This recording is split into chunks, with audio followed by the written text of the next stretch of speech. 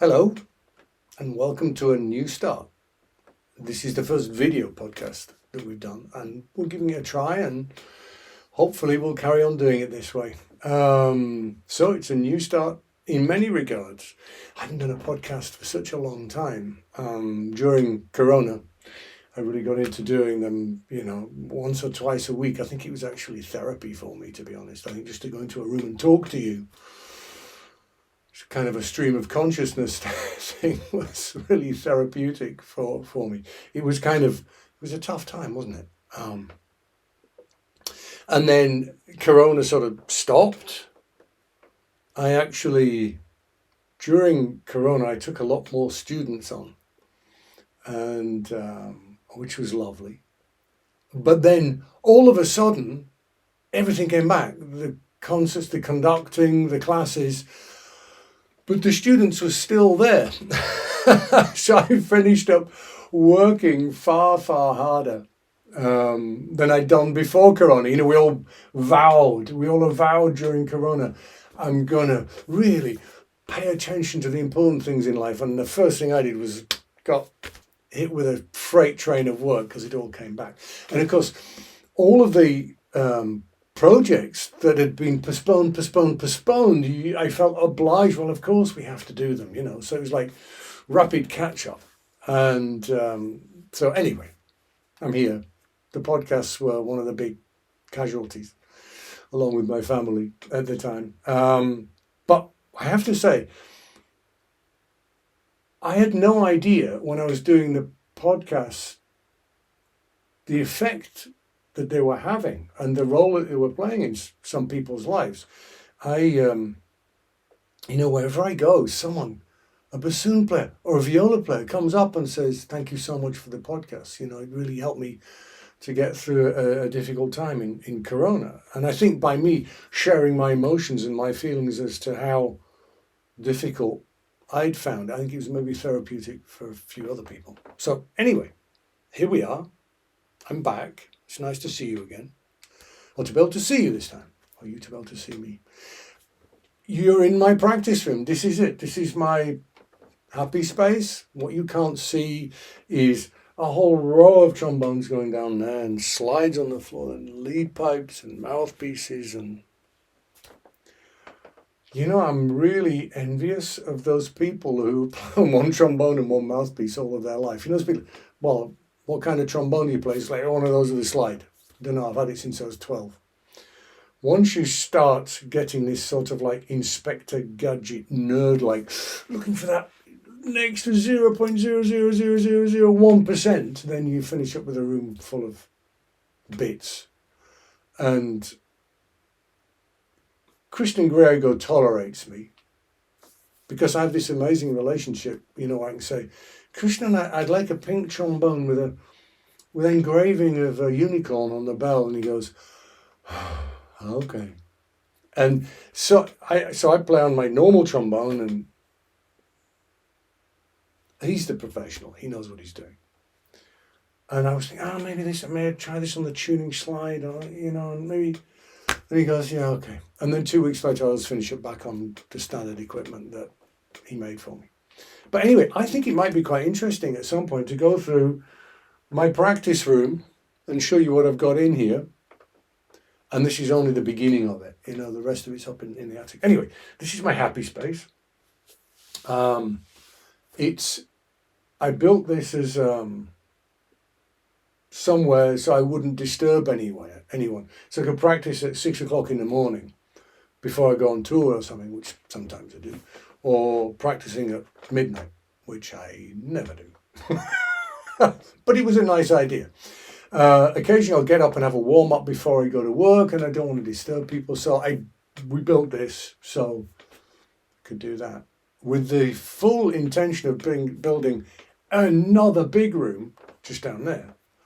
But this is so great. I love this so much. It's not huge, but it's like bigger than your normal practice cube, I would say.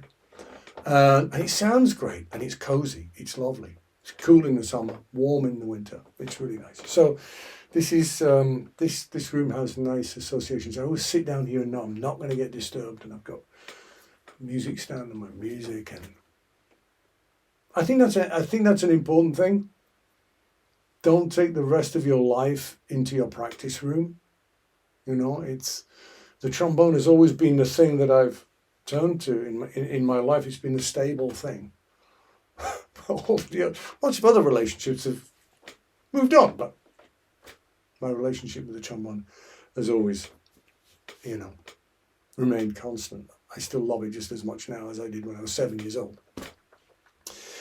I'm actually, at the moment, I'm going through a bit of, I would say, a mourning process.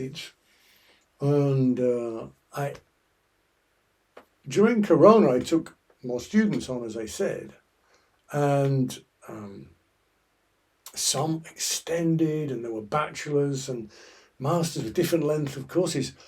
And in all of my years of teaching, nothing like this has ever happened. 9 went in June. 9.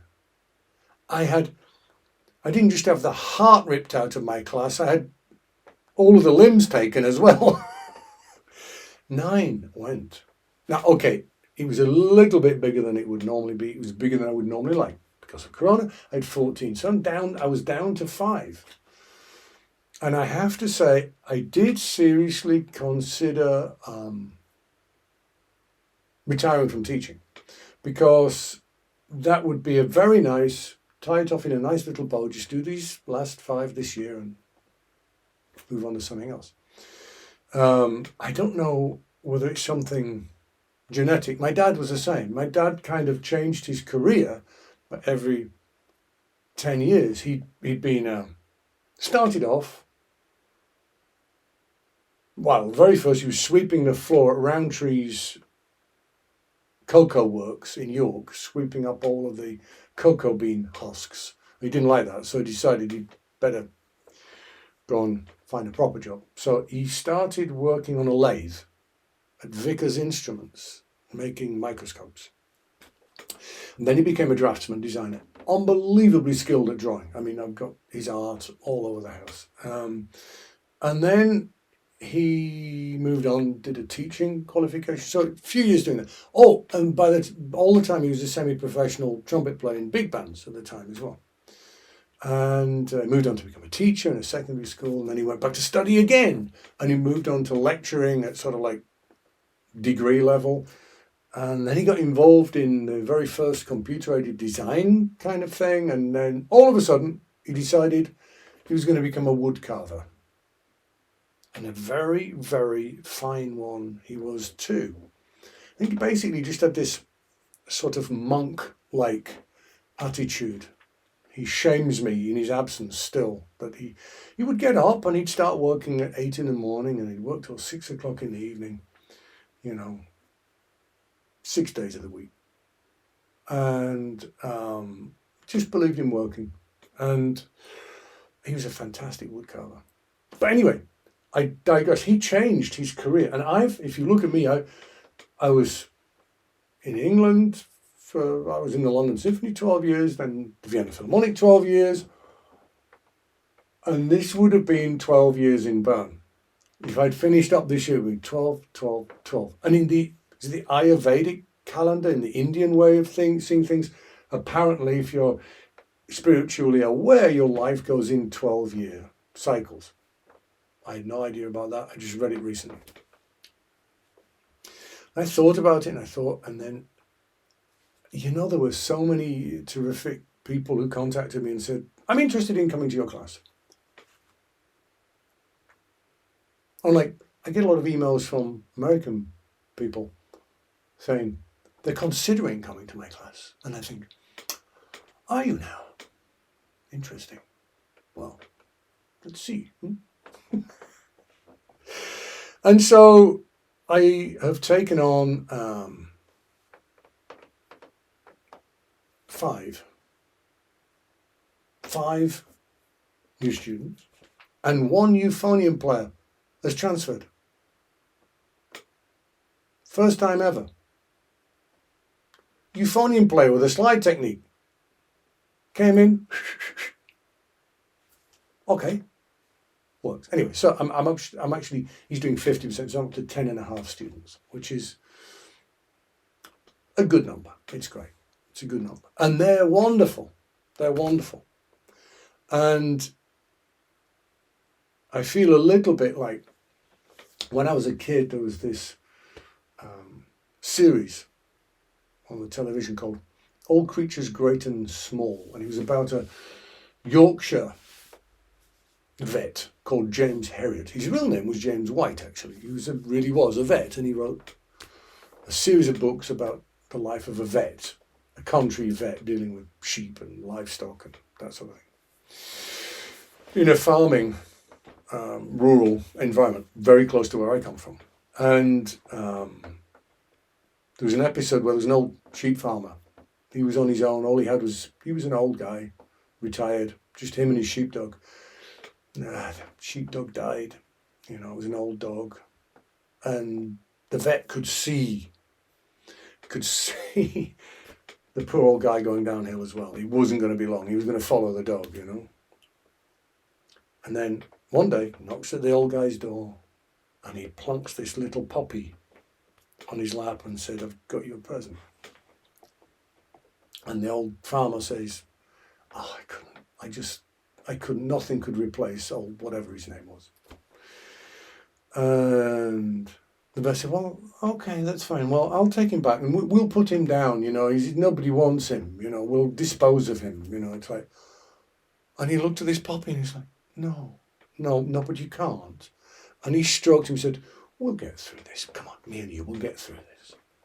And then, of course, he cut to a couple of days later, and then there's this sprightly old guy walking down the street, with the dog on the little puppy, and he's like, "Hello, Mr. Herriot, life's good. Oh, he's a lovely boy, And I said I relayed this student to my first student who walked through the door. I relayed this story to the first student who came through my door this year and said, "You're the puppy." So this generation of students now, that's my puppy. I'm so fortunate. The last generation, I took on 5 master students, and 4 of them won orchestral jobs, nice ones, during their study. It's always a bit of a ordeal trying to get someone through to the end of their study when they win a job. It's better when they win a job a couple of weeks after they've done their final recital, but it doesn't usually work like that. So I've been absolutely fantastic. This new generation of students that are coming in are wonderful. But, I've noticed over the years, every time I get a new set of students in, I always think, they're good, but they're not like the ones who just finished, And then I think, hang on a minute, but they weren't like that 2 or 3 years ago either. Guess it must be working then. I realized something recently about myself and my attitude to life, and also about myself as a performer and as a teacher. I'm not very smart, so it takes a while for it to sink in. When I look back at, and if you do as well, you look back at the special moments in your life, the special things that happen in your life, the things that you really remember. They don't happen in a day or a week or a month. They happen in moments. They happen in a very short period of time. And when I think of the thousands of concerts that I've done, the magic happened in seconds. The moment you'll never forget. The slow movement of Bruckner's 8th Symphony with Christian Thielemann and Vienna Philharmonic, where you think, if you're ever going to come back down, now would be a good time. Very good time. Where there's something incredible happening, and I don't care, what do you think, I'm crazy? Where Claudio Abbado was the only musician I ever saw, the only conductor I ever saw, who had almost like a halo around him. You could almost see the energy around the outside of him. I never saw that with anyone else. I never saw that with Bernstein. Never saw that with Schulte. Never saw that with Boulez, Haitink. As much as I wanted to, because I loved them. But Claudio, but they were special moments. At a certain point in a Mahler symphony, it'd be almost like he was glowing. It's almost like there was some other energy, but it wasn't a day or a week. It was moments, fleeting moments. It's like I say to my family, it's almost impossible to plan. Actually, I'm digressing a bit. To have a good time. It's like Christmas. How many times do you really enjoy Christmas? Actually, quite a lot, I have to say. Or your birthday, or whatever. So now it's like, everyone's healthy. Got a day off. We might be gone for a walk in the Alps. Make a nice meal. Everyone's happy. And I say, hey, it's Christmas. Today's Christmas. We're having a great celebration. This is wonderful. I realize that the experiential side of life to me is everything. I get up in the morning and I drink Japanese sencha green tea with a certain water with a certain magnesium content in it. And I do 3 runnings of the same tea. I do 30 seconds at 70 degrees, 1 minute at 80 degrees, and then 3 minutes at 90 degrees. Yes, I do stand there with a thermometer. Yes, I do. And each cup is different personality. And my obsession with wine, with food, with everything, the best. Do I sound like Fraser Crane now, if anyone remembers that? He's coming back now, isn't he? Fraser Crane is June. The doctor of Cheers. And I realize I'm in search of the special all of the time. For me, life is about the special. It's about the look in somebody's eye. It's about the smell of some flowers. It's about things that you never forget. As a musician, if I do something in a concert that the people remember when they're driving home, I've done a good job.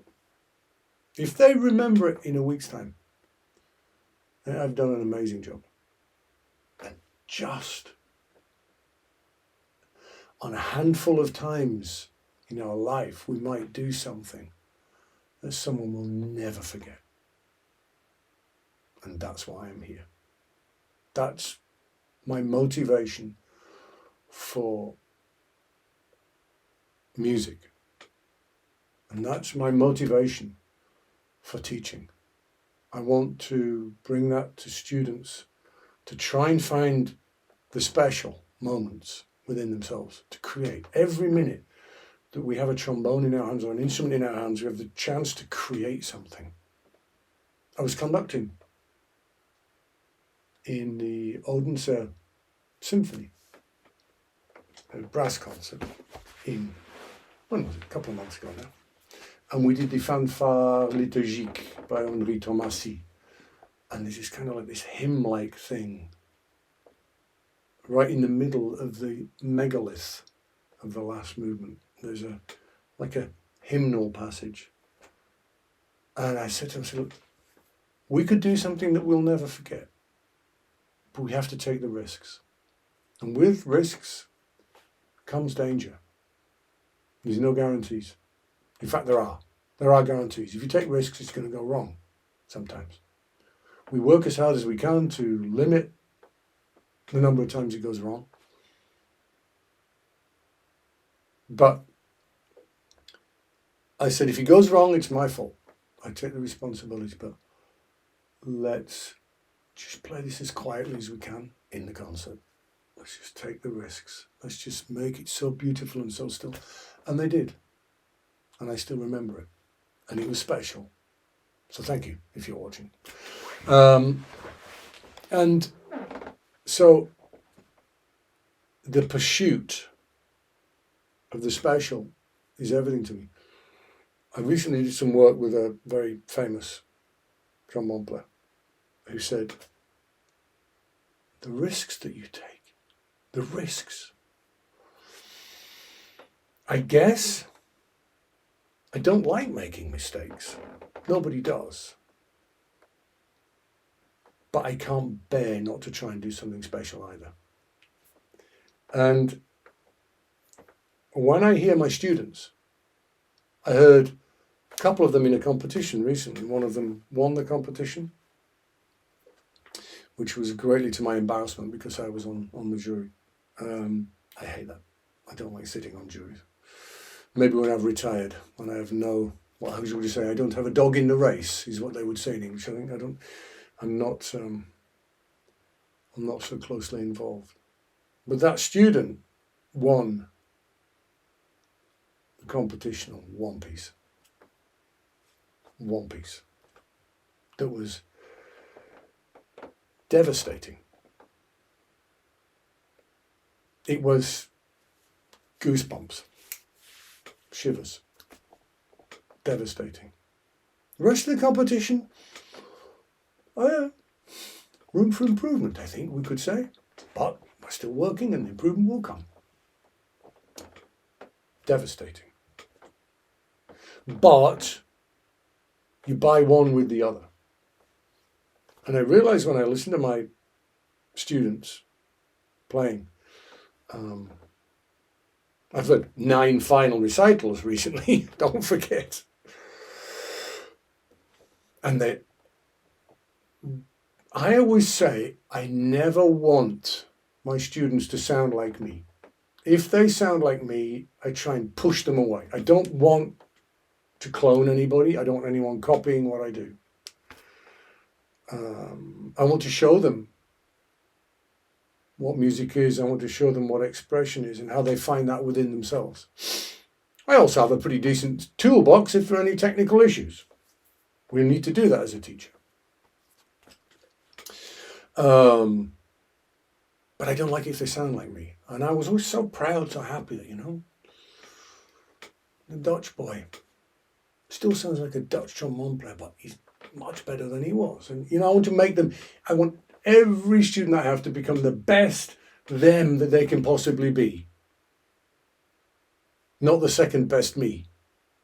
And to show them what this expression is. And it finally dawned on me that I'm not as smart as I thought I was because they become me. Because all of the final recitals will make you cry at certain points.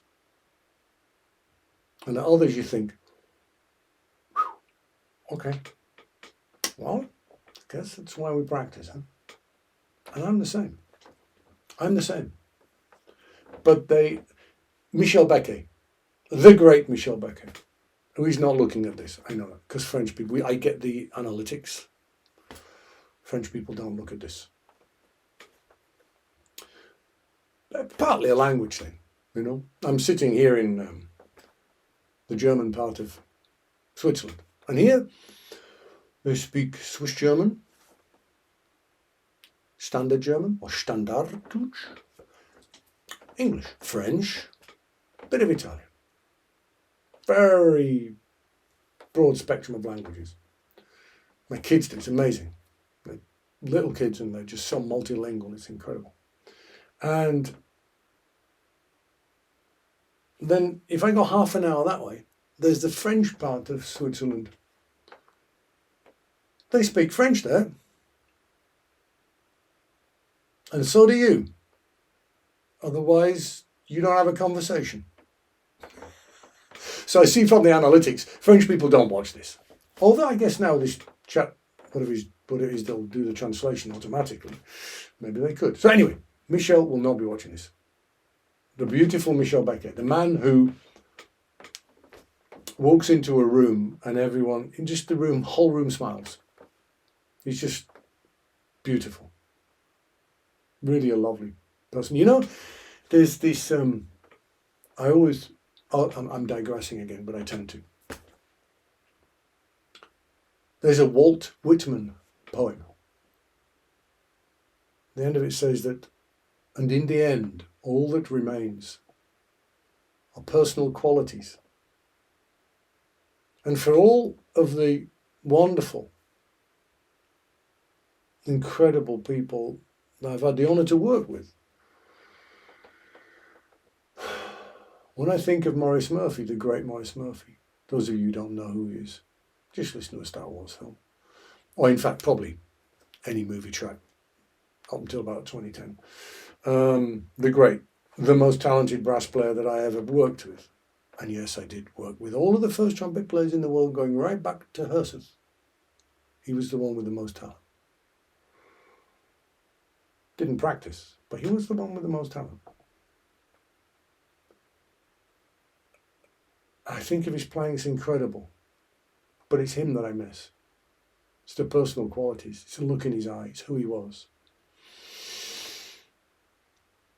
And so when I think of Michel Becquet, I don't automatically think of the wonderful trombone player that he was. I think of the wonderful person that he is. I think that's a lesson, isn't it? The personal qualities are the most important things. And anyway, he listened to a load of the exams in June, the marathon of final exams. And he made possibly the nicest comment that anyone has ever made about my teaching. He said, the one thing I've noticed here is that the students come up and sometimes they do the wildest, craziest, probably wrong thing, but they're all expressing themselves. And he said, I can see with them that they are free to play the way they want to play. And they're free to express themselves the way they want to. And that made me so happy. An expression and looking for these beautiful moments. You have to go through the process of kind of like, the first time you stand up and improvise in public. And everyone says, it was great, don't worry, it's fine, because they know it was your first time. Or the first time you decide to have a conversation in a second or third language. You're going to make some pretty severe mistakes, but everyone's understanding, But for me, certainly the level of students, I don't care if it's musically inappropriate sometimes. I don't care if it's too wild. I don't care if it's, I don't like it if it's distasteful. But I think it's infinitely better than someone who just goes up there and tries to survive. I think that's when I've been the most hacked off with myself, is when I've done a concert and just wanted to get out of there in one piece. Just don't screw up. Just get through it and get home. And that I've actually been more angry with myself than if I've made a mistake. But I think a lot of that really starts right here in the practice room. You can't just take risks in a concert. You have to, your mindset has to be searching, looking the whole time for these special moments. You have to be taking risks the whole time. We always want to play perfectly, don't we? We want perfection. That's what we're aiming for. Perfection. But what is it? What is perfection? How can you identify it, and how do you know when you've achieved it? Difficult to sort of put your finger on it, really, isn't it? It's got to be perfect. Now, to the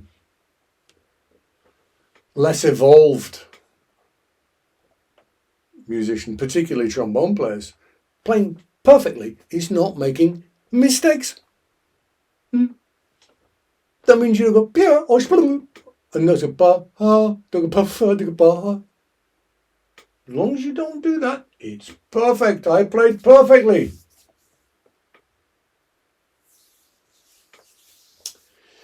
I don't have much to say for that attitude, I'm afraid, because there is a lot of horrible music making and nasty sounds happening in the name of perfection. I didn't make any mistakes. I played perfectly. But I'll try not to get too grumpy with the trombone playing fraternity, because we are, after all, a family, aren't we? The first Michelin 3-star chef in England was called Pierre White in the 1980s. And he was Gordon Ramsay's teacher, you know. Gordon Ramsay, I suppose. There's a lovely story. Pierre White comes from the same place I come from. He is similar in his delivery. He's more direct than I am. He's a very good teacher. He's very clear. And actually, there was a lovely story of him with Gordon Ramsay where someone said, Marco, is it true that you made Gordon Ramsay cry? And he said, no. Based on the advice I gave him, he chose to cry. And he was like a Michelin 3-star chef when he was a kid. Grew up with no money. Similar area to me, similar background, similar age. I think he's a bit older than me. And I think there's so many similarities between great cooking and great music making, because the ingredients, pardon the pun, are the same. We're dealing with technical abilities and creativity, producing an almost artistic, in the case of artistic effect. And he defines perfection in a very interesting way. He says perfection is a series of small things done extremely well. He didn't say perfectly, he said well. So that's having good basic technique as a chef. I'm not going to go into what they are because I'm a very amateur chef. I like it, but what we're saying is perfection on the trombone, on any musical instrument, is about getting a series of basic technical things to a good level. And the whole thing comes together to create perfection. Perfection. Having a good slide technique, having a good articulation, having a good sound, playing musically appropriately, expressing yourself well, playing in time, playing the correct articulations, holding a tempo, playing the right rhythms, being stylistically appropriate. Doing all of those things well leads to the culmination of all that is what we describe as perfection. How you describe it, how you break it all down to something like that. I, as you may know, have been working quite a lot recently with Christian Lindbergh and Joe Lassie. And it's been really lovely at this age and at this point in our life. I said to Joe, you know what? I think if you and I work together the whole time, I think we get on. I think we get on well. We like each other. And he said, great answer. He said, yeah, now things have turned out well for both of us. So yeah, we get on well now. And the implications behind that is 30 years ago, we probably wouldn't have. I had a good flow running there. I was sort of going quite nicely through the subject, but because this is still a bit of a cottage industry situation, I'm afraid the memory card got full on the camera and shut down. And then time took place, and so that was a few days ago, so I'm back. Anyway, the next thing I was going to go on to is if you look at those different ingredients that we need to achieve this mythical perfection. It reminds me, it brings to mind the daily practice routine of Christian Limburg, or whatever it's called. You'll find it on YouTube if you haven't already seen it. And people come to me and say, it's a joke, right? That's not serious. People still think it's not serious. He's serious. That's how he is. Let me tell you. He told me off because we were going to leave for a concert. He was driving. We were going to leave at 3:30. And I got to the car at 3:31. And he went, 1 minute late, 1 minute late. And so he says, so we'll start practicing at 8:50 tomorrow morning. And you check 8:50, out comes the mouthpiece. Actually, that's not true because, well, for me, not for him, because he doesn't do mouthpiece practice. That's another subject for a podcast, isn't it? But again, going back to those personal qualities, he's just a beautiful guy. Christian is just, he's wonderful. He's just a lovely person. He's a beautiful heart. Anyway, if we apply those different things, they sort of like doing lots of small things to a good standard. Not perfect, to a good standard.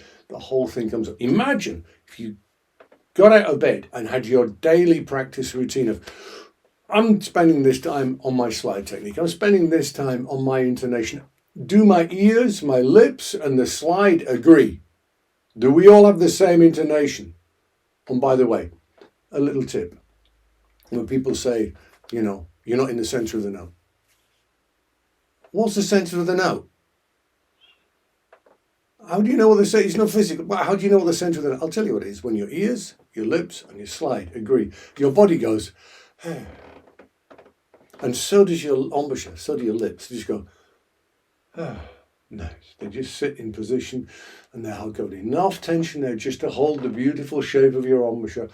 And by the way, the embouchure is important. I've said that before. It's worth repeating. It is important.